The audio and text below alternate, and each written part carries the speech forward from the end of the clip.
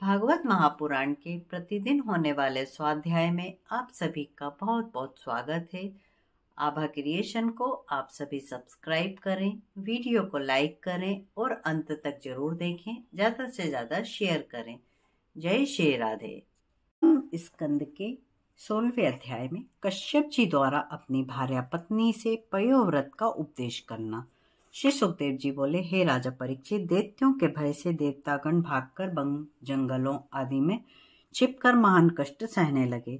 उनकी माता अदिति को अपने पुत्रों के प्रवास से तथा श्रीहीन होने से बड़ा क्लेश हुआ।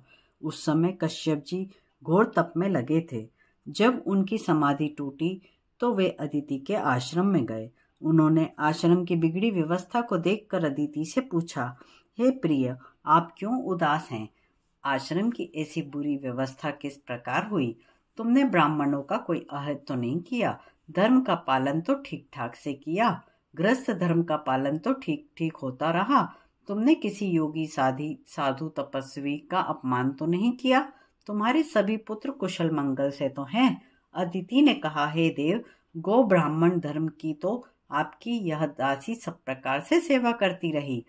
कोई अतिथि, भिक्षु, याचक भी हमारे द्वार से विमुख नहीं गया।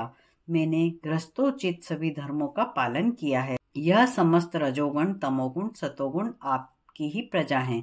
देवता और असुर दोनों आपके ही पुत्र हैं। आप दोनों में समभाव रखते हैं।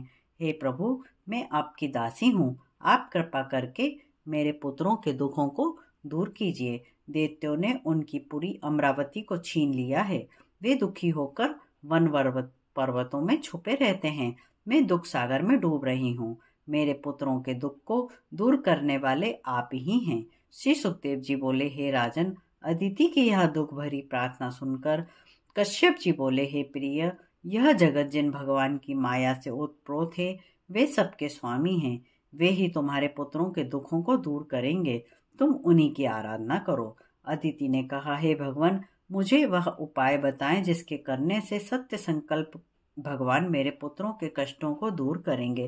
कश्यप जी बोले, हे प्रिय, जब मुझे संतान उत्पन्न करने की इच्छा थी तब एक व्रत ब्रह्मा जी ने मुझे बताया था, वही मैं तुम्हें बताता हूँ। उस व्रत का नाम पयोव्रत है।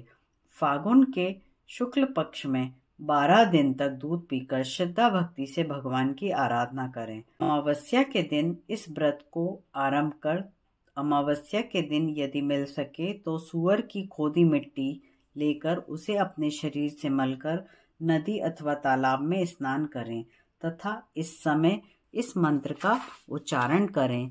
त्वं देव यादि वराहेण ऋषाय स्थानमिच्छता उद्दृकासी तमस नमस्तुभ्यं पापमानम ये प्रणशय।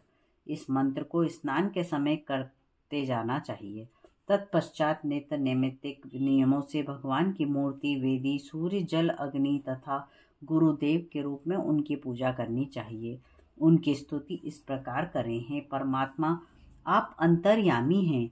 आप समस्त प्राणी आप में निवास करते हैं, इसलिए आपका नाम वासुदेव है। आप सबके साक्षी हैं। मैं आपको नमस्कार करता हूँ। आप यज्ञ रूप हैं। आप समस्त शक्तियों को धारण करते हैं। हे केशव, मैं आपको नमस्कार करता हूँ। आप वर देने में समर्थ हैं। इस प्रकार भगवान की स्तुति करें, फिर मंत्रों द्वारा अर्घपाद दें, आचमन समर्पण करें, गंधमाला आदि से पूजन करके दूध से स्नान कराएं। तत्पश्चात वस्त्र, यज्ञोपवीत, आभूषण, पाद, आचमन, गंध, धूप आदि द्वादशाक्षर मंत्र के द्वारा समर्पित करें। तत्पश्चात दूध, घृत, मिष्ठान मिले चावलों का नैवेद्य लगाएं और उसी द्वादशाक्षर मंत्र से हवन करें। उस नैवेद्य को भक्तजनों में बांटकर स्वयं ग्रहण करें। तत्पश्चात आचमन कर तांबूल भेंट करें।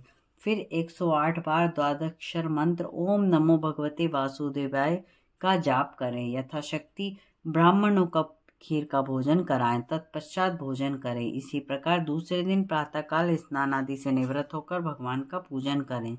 नित्य दूध पीकर रहना चाहिए और उपरोक्त नित्य क्रिया करनी चाहिए। इस प्रकार 12 दिन तक पूजा, होम, जब ब्राह्मण भोजन आदि करते रहना चाहिए। फाल्गुन शुक्ला प्रतिपदा से त्रयोदशी तक ब्रह्मचर्य से रहें और पृथ्वी पर सोएं। त्रिकाल स्नान करें, असत्य और पाप की चर्चा ना करें, सब भोगों को त्याग दें। त्रयोदशी के दिन शास्त्रोक्त विधि से भगवान का पूजन करें। पंचामृत स्नान, दूध की खीर से भगवान का भोजन करें, खीर से होम करें। इसके बाद आचार्य और ऋत्विजों को वस्त्र आभूषण से तृप्त करें, भूखों को अन्न वस्त्र बांटें। प्रतिपदा से त्रयोदशी तक भागवत की कथा आदि सुने। हे देवी, यह श्रेष्ठ आराधना ब्रह्मा जी ने मुझे बताई थी। इसके करने से तुम्हारे संपूर्ण मनोरथ सिद्ध होंगे। यह पयोव्रत नाम का अनुष्ठान सर्व यज्ञ व सर्वव्रत तपस्याओं का मुख्य साधन है। इस प्रकार 16वां अध्याय समाप्त होता है। 17वें अध्याय में भगवान का अदिति को वरदान देने की कथा श्रवण करेंगे। कर्पूरगौरं कर्णावतारं संसार सारं भुजगेन्द्रहारं सदा वसन्तं हृदयारविन्दे भवं भवानी सहितं नमामि। प्रेम से बोलिए जय जय श्री राधे।